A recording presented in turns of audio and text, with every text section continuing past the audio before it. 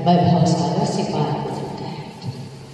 धर्म स्नेह भगवान कहा है कि जागर प्रेम न संचरे तागर जान मसान, और जागर प्रेम सदा बसे वहां बसे भगवान। जहां पर प्रेम होता है, वात्सल्य होता है, वहां पर देवताओं का निवास होता है। और जहां पर प्रेम और वात्सल्य ना हो, वहां पर देवताओं का निवास, किसका निवास होता है?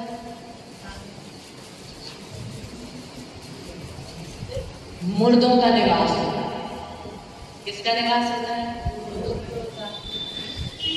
कि जहां पर प्रेम और वात्सल्य हो, सुहार्दता हो, जहां पर एक दूसरे को समझने की समझ हो, जहां पर एक दूसरे की भावनाओं की कद्र हो, वहां पर लक्ष्मी का, देवताओं का वास होता है। और जहां पर एक दूसरों की भावनाओं को समझने की समझ ना हो, एक दूसरों की भावनाओं की कद्र ना हो, तो कहते हैं कि वहां पर शमशान की छा जाती है। एक होता है घर और एक होता है मकान। क्या होता है? मकान अकेला होता है और घर कैसे होता है? जहां पर बीवी हो, बच्चे हो, या हम दो और हमारे लोग। जहां पर घर वो होता है जहां पर बीवी हो, बच्चे हो, माँ बाप हो, वो घर होता है। और जिस घर में कोई ना हो वो मकान होता है। जिस घर में कोई ना हो वो मकान होता है। जिस घर में लोग हो, परिवार हो, वो मकान होता है। नहीं तो चार दीवार मिट्टी चूने का सिर्फ घर रह जाता है। यदि एक घर में 4 लोग रहते हो, 10 लोग रहते हो, लेकिन वो 10 लोग यदि एक दूसरे से वार्तालाप ना करते हो, एक दूसरे से बोलते ना हो, एक दूसरे को देख करके मुंह बिगाड़ते हो, एक दूसरे को देख करके चेहरा बिगाड़ते हो, समझ लेना कि वो घर नहीं, वो शमशान घर। शमशान में देखा कितने मुर्दे जलाए जाते हैं, कितने मुर्दे वहां पर पड़े होते हैं, लेकिन 1000 मुर्दों की लाइन लगा दी जाए, लेकिन एक भी मुर्दा किसी से आपस में बातचीत करता है? नहीं करता। यदि हम भी घर में रहे, परिवार में रहे, देवरानी जेठानी से, जेठानी देवरानी से, भाई भाई से, बाप बेटे से, बेटा बाप से, माँ सास से, सास बहू से, यदि एक दूसरे से बोलचाल नहीं करते हो, बोलते ना हो, एक दूसरे को देख करके चेहरा बिगाड़ते हो, तो समझ लेना कि वो घर। समाज में यदि प्रेम ना हो, समाज में यदि वात्सल्य ना हो, एक दूसरे को खींचने में तने हुए हो, तो समाज नहीं होता। पहले जमाने में क्या होता था? सामूहिक भोजन होता था और सामूहिक भजन होता था। शाम होती थी और सब लोग एक साथ बैठ करके भोजन करते थे। उस भोजन का आनंद अलग होता था। और अब कैसे होता है? जेठानी आती है, जेठ जी आते हैं तो जेठानी चौके में चली जाती है, देवरानी बाहर आ जाती है। देवर जी किचन में भोजन के लिए जाते हैं तो जेठानी बाहर आ जाती, देवरानी अंदर चली जाती है। मतलब ये विचार हो गया। और जब जो आता है वो भोजन करता है, लेकिन पहले एक साथ सारा लोग मिलकर के एक जगह पूरा भोजन रख लेते थे, चारों तरफ बैठ जाते थे। और माँ होती थी सभी बच्चों को, सभी परिवार के लोगों को माँ भोजन परोसती थी। उस भोजन का आनंद अलग था और अब भोजन करने का आनंद अलग।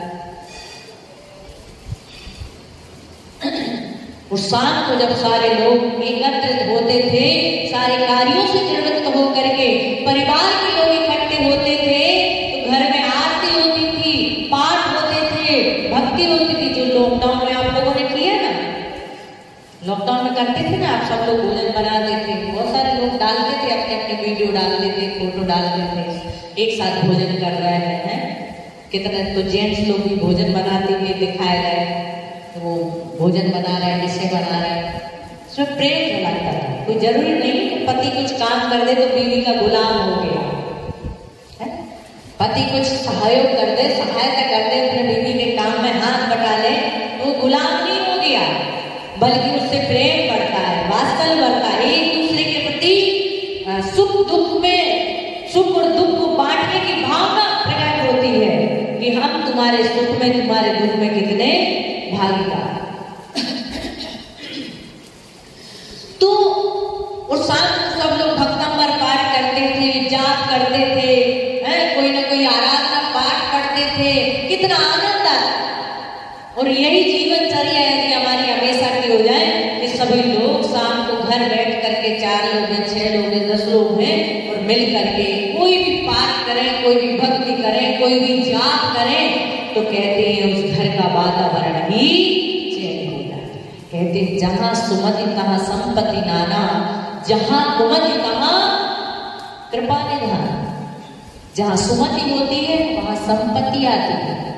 आज आपका ये मंदिर क्यों ऐसा, अभी तक ऐसा है, सुमति, जहां पर सबका प्रेम हो जाए, सबके प्रति वात्सल्य हो जाए, एकता हो जाए, अखंडता हो जाए। हमारे बाल जो है ना, यदि बिखरे रहे तो हम कैसे लगते, कैसे लगते? महिलाओं को देखना सुबह से उठ के, भाई साहब सच बता रहे हैं, यदि इनको सुबह से उठ के सबसे पहले देख लो तो आपको नहीं डर जाओ।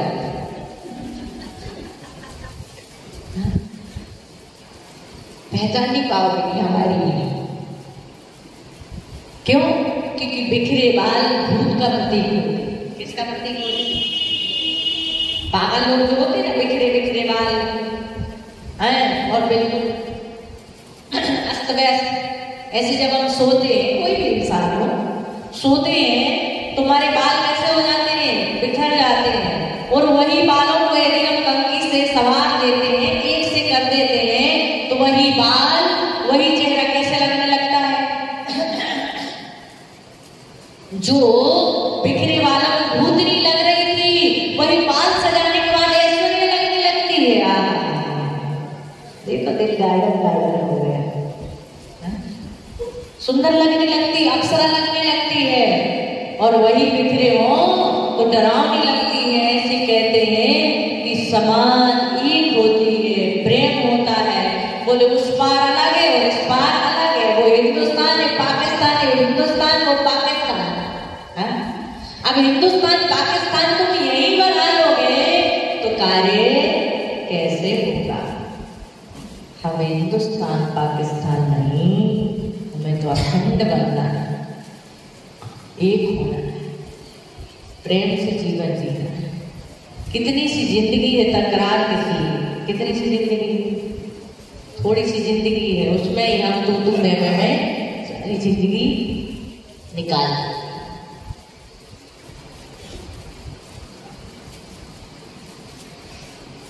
कहने का मतलब ये है कि मुर्दे कभी आपस में बोलते नहीं हैं और दीव कभी आपस में बोलना बंद नहीं करते हैं।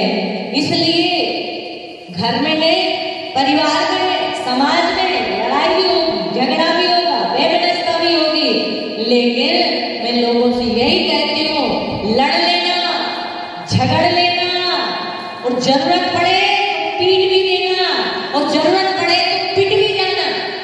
क्या? पीट देना, पिट लेना, लेकिन बोलचाल बंद नहीं करना, क्योंकि बोलचाल बंद कर दिया शमशान ही छा जाएगी। निश्चित है घर में 4 बर्तन होंगे, बजेंगे, समाज में 100 लोग रहेंगे, थोड़ा बहुत होगा, लेकिन होने के बावजूद भी थोड़ी देर के बाद में हमें क्या कर लेना है? क्षमावाणी। क्या कर लेना है?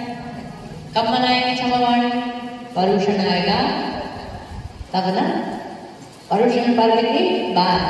अरे क्षमावाणी तब नहीं जब कभी लगे कि बेमनस्ता हो रही है, पैर बज रहा है, पैर की गांठ बज रही है, उस समय जाकर के हाथ जोड़ लेना। विजय भैया जब आप लोग छोटे छोटे थे ना, इतने इतने से, सुबोध भैया कितने बार लड़ते थे जब छोटे छोटे थे ना, भाई भाई पड़ोसी बच्चे कितने बार लड़ते थे?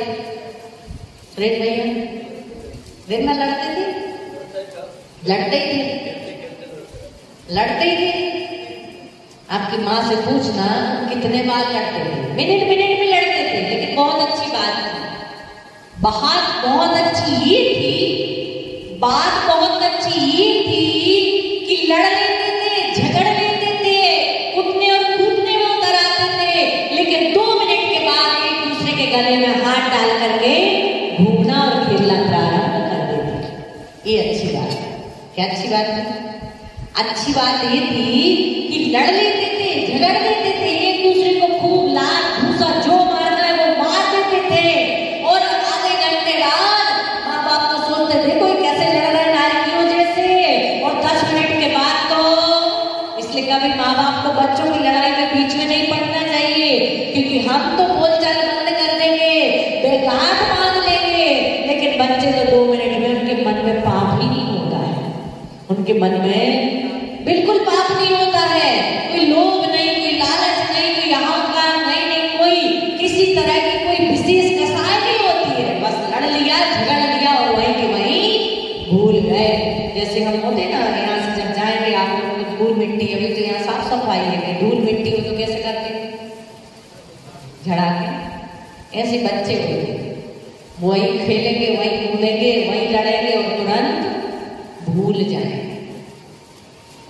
मैं आप लोगों से भी कहूँ, आपको पेन और कॉपी बनना है या स्लेट पेंसिल बनना है? क्या बनना है? क्या बनना है? क्या बनना है? Slate pencil. क्यों स्लेट पेंसिल बनना है? क्योंकि स्लेट पेंसिल से बुराई को मिटाया जा सकता है। लिख ली और तुरंत मिटा दी, लेकिन पेन कागज पे यदि लिख दिया तो फिर क्या हो जाता है? और ट्रांसपेरेंट और लिख दिया तो फिर भी और भी मिटता नहीं। अभी हमारा जीवन ऐसा ही है कि हम कोई भी चीज लिख लेते हैं, बस हमारे यहाँ तो ऐसा ही होता है, यही परंपरा है, आगम एक तरह, गुरु एक तरह, कोई किसी से लेना देना नहीं है। हमने तो जो ठान लिया है, जो मान लिया है, जो है वैसा ही है, उसमें कोई परिवर्तन नहीं होगा। ये क्या है? पेन, कॉपी और स्लेट का मतलब है कि समय के अनुसार, आगम के अनुसार हमें बदलना पड़ता है। पहले साधु माइक में थोड़ी बोलते थे, क्या माइक में थोड़ी बोलते थे, बोलते ही नहीं थे। साधु का मतलब ही है ज्ञान ध्यान तपोरक्ता, ज्ञान ध्यान तपोरक्ता, तपस्वी संप्रशस्यते। आचार्य समर्थ कहते हैं जैनसार ग्रंथ में कि साधु कौन, साधु की परिभाषा क्या? तो कहते हैं, क्या कहा है तुम लोगों ने पढ़ा ना इसके बाद शास्त्राचार्य, क्या पढ़ा? बस इतना तो मैंने बता दिया ज्ञान है, उसके ऊपर वाली लाइन बता। विषयासावसातीतो निरारंभो परिग्रहा, ज्ञान ध्यान तपोरक्ता। ज्ञान में और ध्यान में ही लीन रहते, प्रवचन अर्चन नहीं देते थे, जंगलों में रहते थे, क्योंकि पहले जंगल सही थे। कैसे थे सही? अब जंगल में क्यों नहीं रहते साधु, समाज में क्यों रहते? बता दो भैया।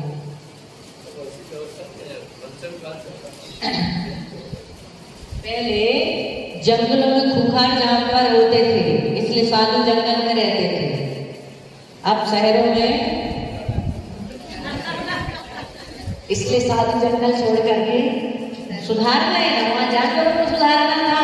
पहले श्रावक जो होते थे बहुत सरल होते थे, बहुत सहज होते थे, जैसा बोल दिया हाँ बस ठीक है, आहार करा दिया, कमंडल में पानी भर दिया, बस आप अपना धर्म ध्यान करो, हम अपना धर्म ध्यान करें। ज्यादा कोई मतलब नहीं था। अब यदि महाराज प्रवचन देना नहीं जानते हो तो कहेंगे महाराज कुछ को आता ही नहीं कुछ, भले कितने ज्ञान हो, लेकिन यदि प्रवचन देना नहीं आता हो तो वो बुद्धू है। और एक आदमी भी उनके पास बैठने वाला है और उनको देखने वाला आएगा नहीं। इतने बोले थे पहले लोग। साधु अपनी चर्या का पालन करते थे, श्रावक अपना जितना आहार के बाद कुर्सी पे टेबल पे बैठ करके 2-5 मिनट जो भी उपदेश देना है, विधान है। भगवती आराधना में शिवकोटि आचार्य ने कहा है कि साधु आहार के बाद उपदेश दे उन श्रावकों के लिए। पहले हमने भी देखा है हमारे उधर कि आहार होता था, साधु को बिठाते थे, वहां बात प्रक्षालन करते थे, पूजा करते थे, जैसे आप लोग आरती वारती करते हैं, है ना। और फिर उसके बाद अभी महाराष्ट्र कर्नाटक चले जाओ, बोले जब आहार होता है तो पूजा ऐसे ही कर लेते हैं, स्वाहा स्वाहा अच्छी गा करके बढ़िया बिठाते हैं, फिर पूजा करते हैं। फिर पूजा करने के बाद फिर कहते हैं महाराज 2 शब्द सुनाओ, फिर 2 शब्द महाराज लोग उनको कुछ ना कुछ उपदेश देते हैं। उसका मतलब ये होता है कि आहार हमने किया, आपका निर्माण हमने खा लिया। क्या कर लिया? आपका हमने खा लिया, लेकिन यदि हमने कुछ दिया नहीं आपको तो निर्माण बन जाएगा। क्या बन जाएगा? वो निर्माण बन जाएगा। इसलिए हम साधु जो होते हैं ना, खाते कितना है, मुट्ठी भर, देते कितना है, दरिया।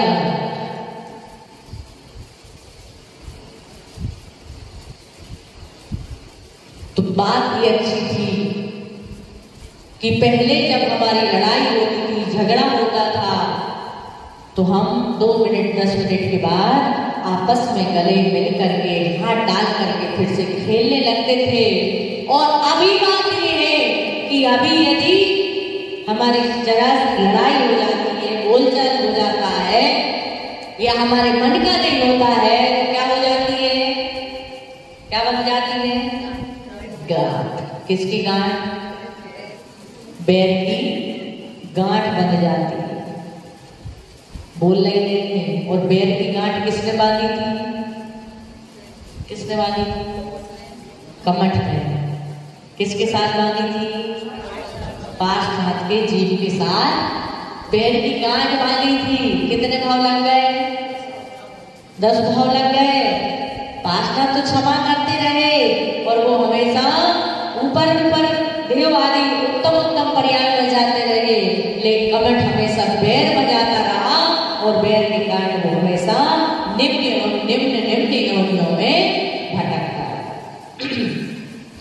इसलिए अब बड़े होने के बाद हमारे बुराई आ गई है कि हम एक बार किसी के अंदर से कोई भावना पैदा हो गई तो फिर वो भावना बदलने में बहुत वक्त लग जाता है। चाइना की दीवार जो थी ना, कौन सी दीवार थी?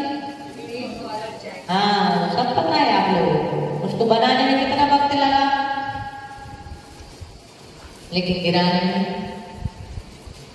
अब हमने तो वो चाइना की दीवार खड़ी कर रखी है, अब वो दीवार फिर टूटती नहीं है। वो दीवार जब तक नहीं टूटेगी तब तक प्रेम और वात्सल्य, हिंदुस्तान पाकिस्तान की जो बाउंड्री बना ली है ना, उस बाउंड्री को तोड़ना होगा। जब इस पार उस पार की बाउंड्री टूट जाएगी तो फिर कार्य होने में देर नहीं लगेगी। कितने बिना मन से ताली बजाते आप लोग। कुछ लोग तो ऐसे बैठ गए बिल्कुल, बोले तेरे हाथों में लग गए ताला, अलीगढ़ वाला, सभामन वाला।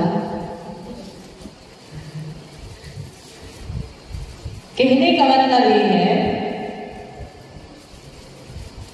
कि जब एक दूसरों की भावनाओं को समझने की समझ हो जाती है, हम घर में हैं, परिवार में, समाज, जब तक हम एक दूसरे की भावनाओं को नहीं समझते हैं तब तक वैमनस्य, लड़ाई झगड़ा होता है। और जहां पर एक दूसरों की भावनाओं को समझने की समझ हो जाती है तो वहीं पर प्रेम और वात्सल्य, वहीं पर स्वर्ग का वातावरण बन जाता है। एक कथानक मुझे याद आता है कि घर में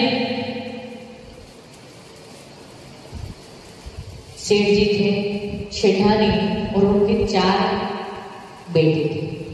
और 4 बेटों की ही शादी हो गई थी, 4 बहुएं थी। कमल भैया, कमल ही नाम है ना आपका?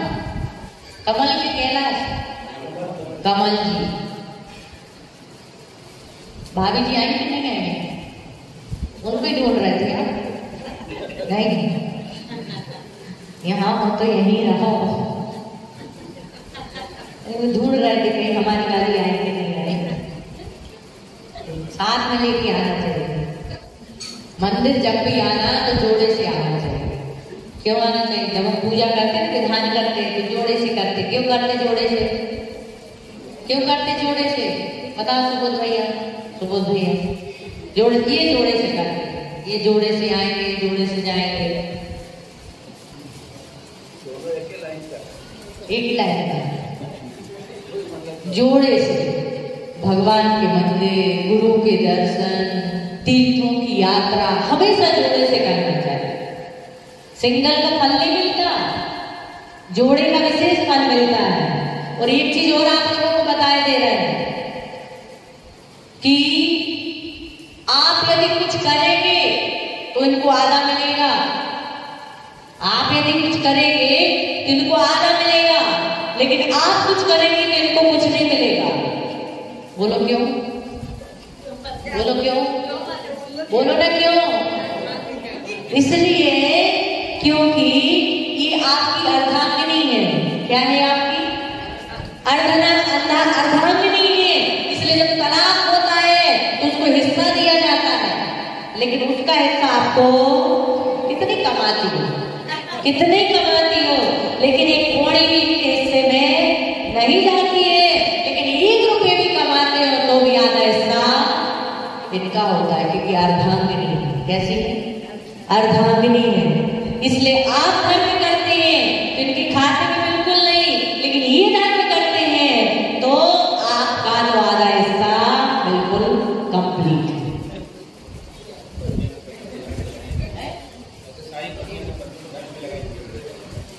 हाँ, ताकि आपका तो आपको मिलेगा और इनका भी आधा मिल जाएगा। इसलिए पत्नी को धर्म पत्नी का दर्जा दिया है। पत्नी को धर्म पत्नी का दर्जा दिया है। क्यों दिया है? क्यों दिया है? क्योंकि स्वयं भी धर्म के मार्ग पर चलती है और अपने परिवार के लोगों को धर्म की राह दिखाती है। वो धर्म पत्नी कहलाती है। और पत्नी वो होती है जो स्वयं पत्नी के मार्ग पर चले और परिवार के लोगों को पत्नी की राह दिखाए, वो पत्नी कहलाती है। आप लोग कौन है? मुझे पता है आप यहाँ आई तो धर्म पत्नी है, क्योंकि जब स्वयं आई है तो दूसरों को भी लाने की भावना रखती है। जैसे हमारी आशा वाला अपने पति को तो छोड़ दो, वो तो लाती है, लेकिन सबको बोलती है सब लोग आओ, मैसेज डालेंगे, बाइक से बोलेंगे, लेकिन फिर भी जो पत्नियां हैं वो पति को लेके घर में बैठी है। नहीं तो कहेंगे चलो अपन पिक्चर देखने चलते हैं, गार्डन में घूमने चलते हैं। लेकिन जो धर्म पत्नी होगी वो कहेगी कि आज तो रविवार है, संडे का दिन है, छुट्टी का दिन है, आज हम साथ में बैठ करके पूजा करेंगे, आज जोड़े से बैठ करके पूजा करेंगे, आज प्रवचन सुनेंगे, आज क्लास में जाएंगे, आज गुरु की सेवा करेंगे, आहार दान देंगे। ये किसका धर्म है? धर्म पत्नी का कर्तव्य होता है। धर्म पत्नी इस मार्ग पे चलती है। ये नहीं कहते कि धर्म पत्नी है कभी उधर ना जाए, वो आपकी जिंदगी है, लेकिन धर्म की जहां पर बात होती वहां पर धर्म के रास्ते पर भी लाना ये धर्म पत्नी का काम। धर्म पति नहीं होता। मेरे साथ तो उल्टा है, मेरे को धर्म का ये लगा है। वो ठीक है, वो आपका सौभाग्य है, लेकिन पत्नी को ही धर्म पत्नी कहा जाता है। पति को धर्म पति नहीं कहा जाता है।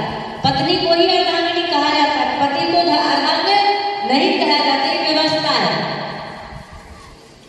ये हमारा सौभाग्य है।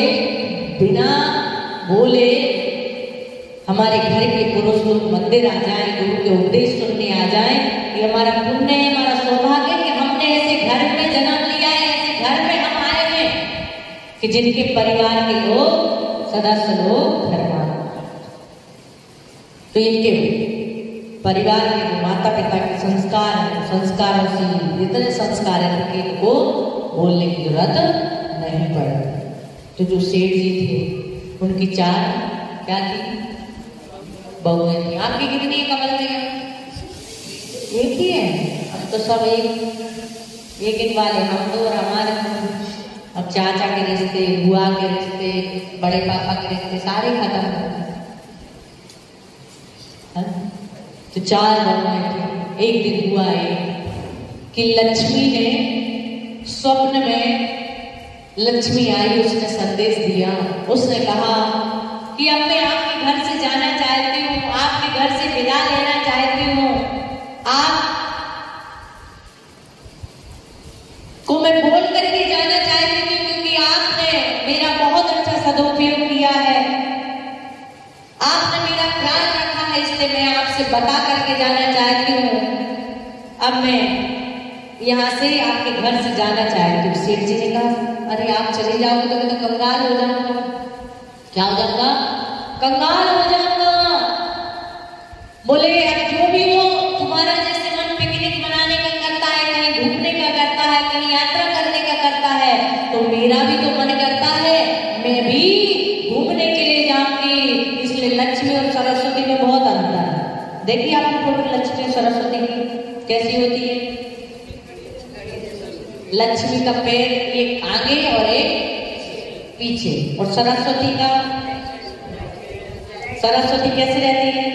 बैठी। वो एक तो आती नहीं है और आती तो फिर जाती नहीं है। और सरस्वती आती है, लक्ष्मी आती है, लेकिन कब कदम बढ़ा ले, कब पड़ोसी के घर में चली जाए कोई गारंटी नहीं है। इसलिए ज्यादा अकड़ना नहीं, क्योंकि बहुत से ऐसे लोग हैं जो करोड़पति से रोडपति हो गए और रोडपति से जो करोड़पति। मैं तो जा रही हूँ। सेठ जी बहुत गिड़गिड़ा है।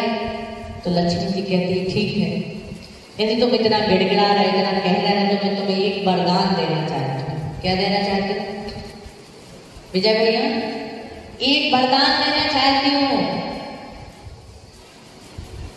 तो सेठ जी ने कहा कि ठीक है तुम वरदान देना चाहती हो, लेकिन मैं जो वरदान मांगना चाहता हूँ मैं अपनी इच्छा से नहीं, पूरे परिवार की इच्छा से मांगना चाहता हूँ। हमारे परिवार के जो सदस्य हैं जो वरदान मांगने को कहेंगे वो मैं मांगूंगा। मैं अपने मन से डिसीजन नहीं लूंगा। और कहते हैं यही तो प्रेम है। मीटिंग का मतलब क्या है? एक दूसरे को बुलाने का मतलब क्या होता है? इसका मतलब ये होता है कि सबसे सलाह लेना और सबकी सलाह के अनुसार कार्य को करना। नहीं, मीटिंग तो लेना है, सबको बुलाना भी है, लेकिन करना वही है जो मेरे मन में है। तो कहते वहीं से मन की दरारें पड़ना प्रारंभ हो जाती। बस सेठ जी ने अपने लक्ष्मी से मांग लिया, कल हम 1-2 दिन की मोहलत दो और फिर हम आपको बता दें। जैसे ही अपने परिवार के लोगों को बुलाया, 4 बेटों को, 4 बहुओं को। तो अब आज का जमाना बेटों से पूछने का थोड़ी है, बहुओं से पूछने का है। सबसे पहले सेठ जी ने सारी कहानी बताई और सेठ जी ने कहा कि लक्ष्मी जा रही है, वरदान मांगने को कहा है, क्या मांगना चाहिए? बड़ी बहू कहती है पिताजी मेरे हिसाब से तो हमारी जो 4 फैक्ट्री चल रही है वो दिन दूनी रात चौगनी चलने लगे, ऐसा मांग लेना चाहिए। क्योंकि फैक्ट्री चलेगी तो हमारे पास पैसा बना रहेगा।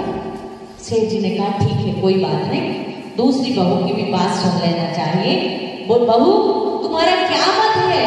दूसरी बहू कहती पिताजी बहुत सारा गोल्ड मांग लेना चाहिए। क्या मांग लेना चाहिए?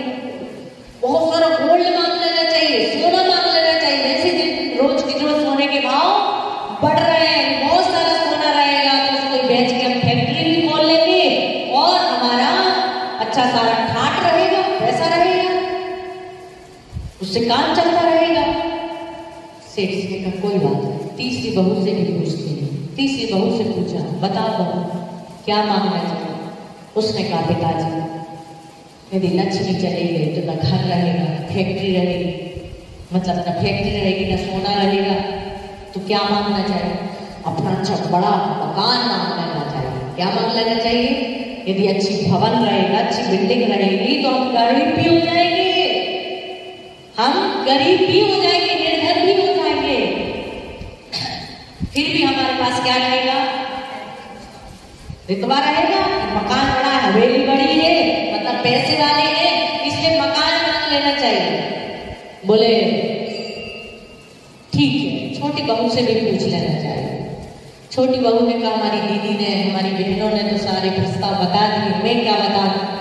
सेठ जी ने कहा, नहीं, हक तुम्हारा भी है, तुम भी इस घर के सदस्य हो, छोटा हो या बड़ा, सबका मत देने का अधिकार सबके लिए। छोटी बहू से पूछा, बताओ बहू क्या मांगना चाहिए, क्या बोलना चाहिए? छोटी बहू ने कहा, मैं तो बहुत छोटी हूँ, लेकिन फिर भी मैं बोलती हूँ, मैं तो यही कहूंगी कि हमारे घर में लक्ष्मी से यही मांगना चाहिए कि हमारे घर में, हमारे परिवार में जो 4 आपकी बेटी हैं, 4 आपकी जो बहुएं हैं, ये आपस में प्रेम से, सौहार्दता से रहे, बस इतना ही मांगना चाहिए। और सेठ जी को ये प्रस्ताव अच्छा लगा। सेठ जी को ये प्रस्ताव अच्छा लगा और सेठ जी ने कहा, क्या कहा? जब दूसरे तीसरे दिन फिर लक्ष्मी आई, बोले क्या मांगना है?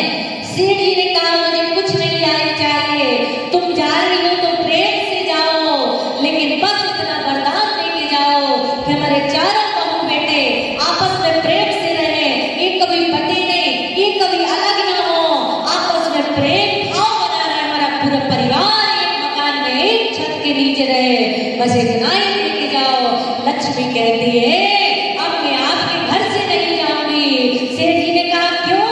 अभी तो तुम जाने वाली थी। बोले, जहां प्रेम है वही तो मेरा निवास है, जहां विवाद है वहीं से मेरा पलायन है। कहने का मतलब है कि जहां प्रेम और वास्तव, एकता और अखंडता होती है, वहीं पर लक्ष्मी का निवास होता है, वहीं पर स्वर्ग का वातावरण होता है।